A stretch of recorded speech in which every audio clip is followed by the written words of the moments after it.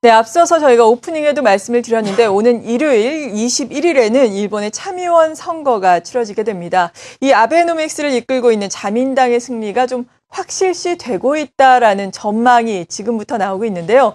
이에 따라서 향후에 그렇다면은 이번 선거 이후에 아베노믹스는 어떤 방향성을 띠게 될지, 이에 따라서 우리는 어떤 대비책을 가져야 하는지 집중 진단을 하는 시간 오늘 특별히 마련했습니다.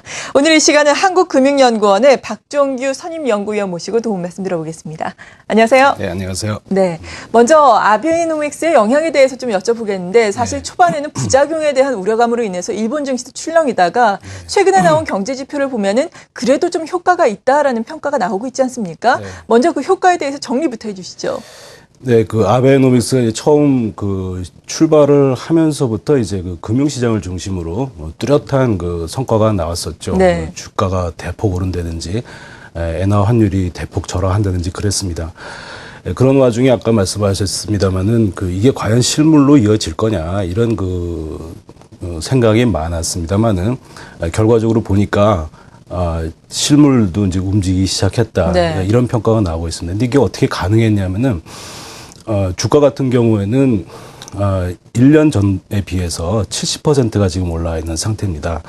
지난 5월 달에는 뭐 대폭 빠지긴 했습니다만 다시 그 회복을 해가지고 1년 전보다 70% 올랐는데 이거를 우리 느낌으로 환산을 해보면요. 예. 지금 우리 주가가 1880 정도 되잖아요. 그렇죠. 근데 그 70%가 더 오른다면 1년 뒤에 3,100포인트가 되는 겁니다. 그러니까 예. 굉장히 그 돈을 풀어도 이건 뭐 일본 경제 전체를 그냥 유동성으로 덮어버리다시피 아주 세게 푸는 거기 때문에 실물 경제가 이제 자극이 되는 걸로 그렇게 그 정리를 할 수 있겠습니다. 네, 그렇죠. 금융권이 먼저 움직이고 그리고 네. 실물 경제도 지금 움직이고 있다라고 말씀해 주셨는데 그렇다면 일본 경제가 이렇게 아베노믹스로 확실하게 회복의 실마리를 찾았다라고 평가를 해볼 수 있을까요? 예, 회복이 시작이 됐다라고는 말할 수 있겠습니다. 예. 그러나 이 그 회복의 시작이 얼만큼 안정적으로 지속이 될 수 있을 것이냐, 이거는 또 다른 문제라고 보고요. 네. 그러나 그 시작은 됐다. 실물 경제를 보면은 실질 GDP가 그 1, 4분기 들어서 전기 대비 1%가 증가를 했는데 이게 OECD 국가 중에 세 번째로 빠른 속도라 그래요. 우리가 0.8%이기 때문에 우리보다도 높은 그런 실적을 냈었고. 네. 2, 4분기 들어서도 5월까지 보면은 자본재 생산을 중심으로 산업 생산도 거의 2% 가까이 전월 대비로 올랐고, 그 다음에 3차 산업, 서비스 산업도 뭐 1.2% 올랐다는 그런 보도가 나오고 있습니다. 그래서 회복이 시작됐다라고 봐야 되겠다 이렇게 생각을 합니다. 네, 일단은 경제 지표상으로 보자면은 실물 경제까지 회복이 되면서 긍정적으로 보여지는데, 하지만 앞서서 좀 짚어본 것처럼 5월 들어서는 5월에는 또 회의론이 부각이 되고 부작용에 대한 우려가 나오면서 일본 증시 역시 큰 폭으로 출렁이지 않았습니까? 네. 이러한 부작용 부분은 사실 앞으로도 계속해서 이어질 수 있는 부분인데 여기에 대해서는 우리가 어떻게 봐야 될까요? 그렇습니다. 그게 이제 그 아베노믹스의 가장 그 커다란 그 결점이라고 볼 수가 있는데요. 아베노믹스는 금리가 실물이나 그 인플레보다 먼저 올라가 버리면은 이게 브레이크가 걸리게 돼 있습니다.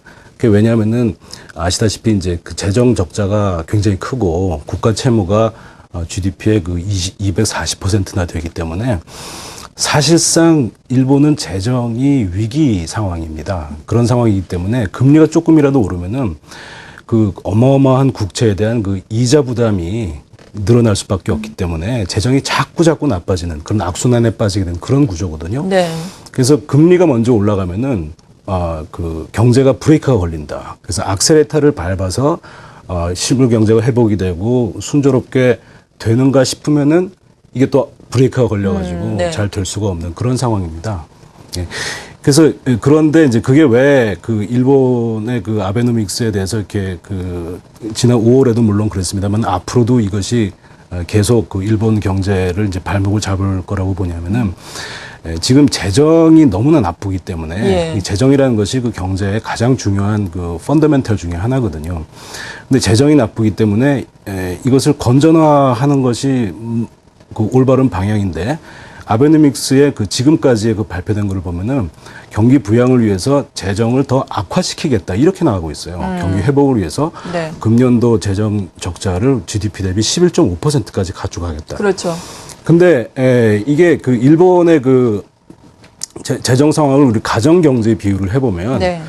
마치 그 한 연봉 4천만 원 정도 되는 가정이 1년에 지출이 9천만 원 정도 되는 겁니다. 그래서 매년 5천만 원 정도의 빚을 내야 돼요. 예. 그리고 이제까지 낸 빚은 한 10억 원 정도 되는 그런 상황입니다. 그러니까 상식적으로 보면은 이거는 파탄이 날 수밖에 없는 무슨 뭐 로또를 맞지 않는 한 파탄이 날 수밖에 없는 그런 경제이기 때문에 가급적 그 빠른 시일 내에 재정을 건전화하겠다.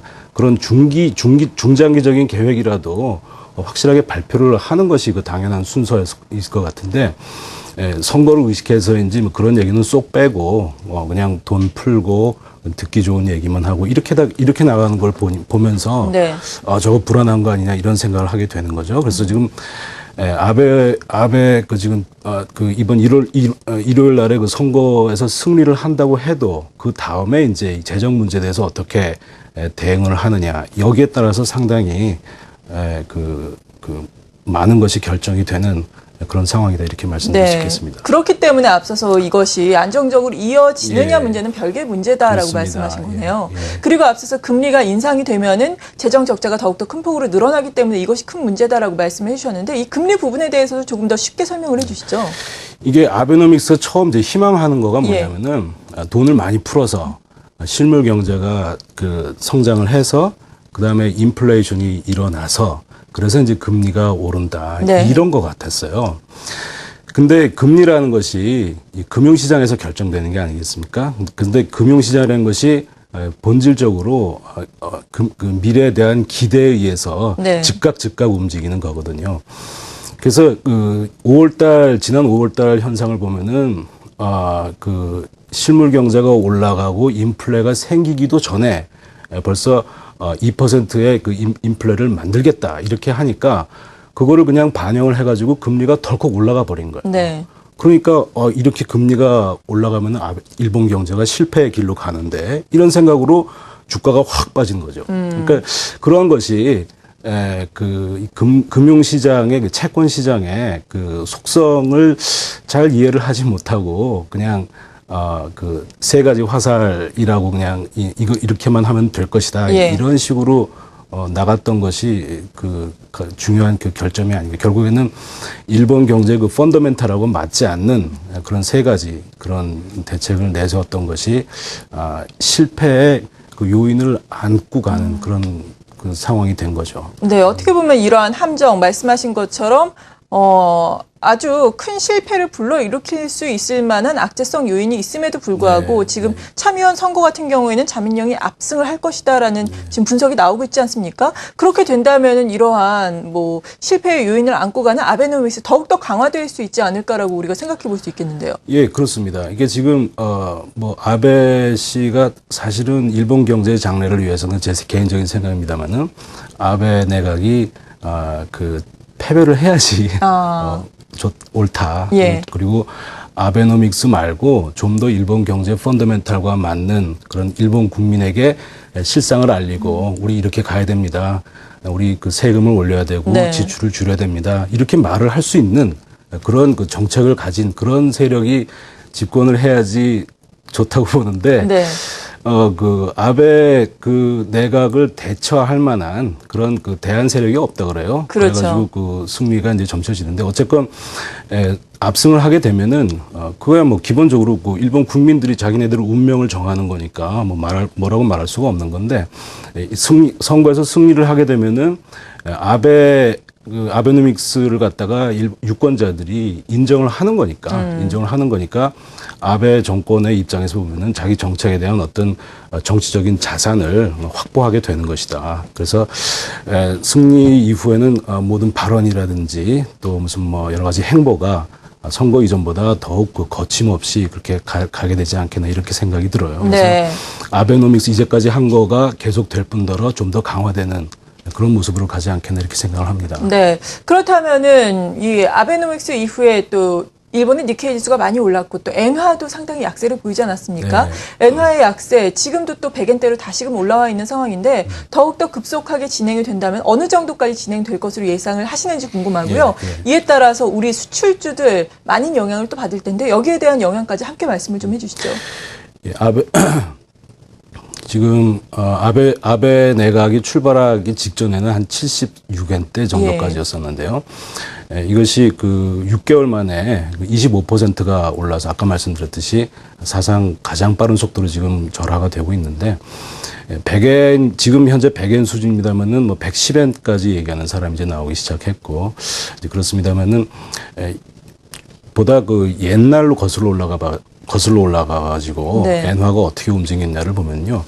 엔화가 이렇게 그 급속하게 엔고가 됐던 것은 글로벌 금융위기 이후입니다. 그래서 그 이전에 95년부터 2007년까지 그때를 보면은 엔달러 환율이 평균 115엔이었어요. 그래서 그러다가 이제 글로벌 금융위기가 나면서 일본밖에 투자할 데가 없다. 이러니까 그 자금이 확 몰려서 그것이 그 80엔대, 70엔대로 지금 갔다가 다시 올라온 거기 때문에 지금의 100엔은 물론이고 이게 앞으로 110엔대를 간다고 하더라도 과거에 한 10몇 년 동안 있어 왔던 그 수준으로 가는 거기 때문에 그다지 뭐 그렇게 놀랄 만한 일도 아니라고 생각을 하고요. 그러나 그 정도까지 엔저가 된다고 하면 당연히 우리 수출 기업으로서는 부담이 되는 거죠. 부담이 되긴 합니다만은 과거에 그 90년대 후반에서 그 글로벌 금융위 전까지 115엔대 평균을 냈을 때도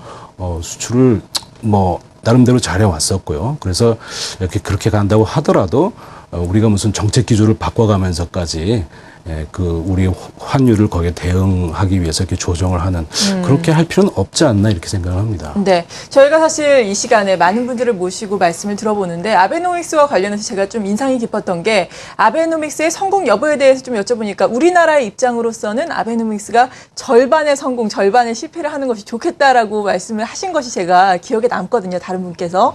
어떻게 생각을 하시는지 그리고 향후에 아베노믹스의 방향성, 이에 따른 우리의 대처에 대해서는 어떻게 생각하시는지 마지막으로 좀 정리를 해주시죠.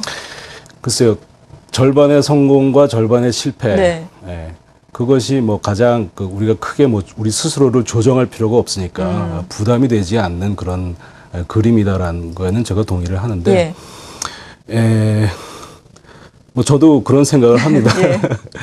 그러나 이제 나중에 결과가 어떻게 되든 지금 아베노믹스가 성공할 가능성이 제가 볼 적에는 별로 없어 보이는 이게 굉장히 이해관계가 첨예하게 대립하는 부분을 갖다가 깨는 그런 정책을 해야 되기 때문에 성공하기가 쉽지가 않다. 근데 우리의 입장에서 봤을 적에는 저거를 또 하나의 반면교사로 삼아야 됩니다. 근데 우리 경제의 움직임이라든지 성격 같은 거가요. 지금의 일본을 보면은 저게 우리의 미래상이 아닌가 이런 생각이 들 정도로 굉장히 여러 가지 측면에서 뭐 거의 섬뜩할 정도로 닮아가고 있거든요. 그래서 아베노믹스가 성공하든 실패하든 우리가 해야 될 일은 우리가 일본의 길을 가지 않도록 하려면 어떻게 해야 되느냐. 그것이 우리에게 쉽지 않은 과제입니다. 그것이 옛날 우리 IMF 위기 났을 적에는 무슨 뭘 잘라내고 덧붙이고 털어내고 이런 하드웨어적인 그런 개혁을 하면 됐었는데 지금 우리가 일본을 닮지 않으려면은 뭘 해야 되는가를 보면은 말이죠. 그런 스타일의 개혁이 아니라 굉장히 소프트웨어적인 개혁 이런 거를 해야 되기 때문에 훨씬 더 어렵고요. 다방면에 걸쳐 가지고 거의 하나의 패러다임을 바꾸어야 되는 그런 아주 어려운 문제에 봉착했기 때문에 우리가 일본이 저러는 걸 보면서 우리가 일본처럼 되지 않으려면은 어떻게 해야 되는지 이거를 좀 정말 심각하게 생각해야 되는 그런 때다 이렇게 생각을 하죠. 네, 정말 일본을 반면교사 삼아서 반면교사로 삼아야 됩니다. 우리의 나아가야 할 방향을 좀 고민을 해봐야 되겠습니다. 오늘 이렇게 아베노믹스에 대해서 일본의 참여연 선거를 앞두고 자세하게 점검을 해봤습니다. 함께해 주신 분은 한국금융연구원의 박종규 선임연구위원이었습니다. 말씀 잘 들었습니다. 감사합니다.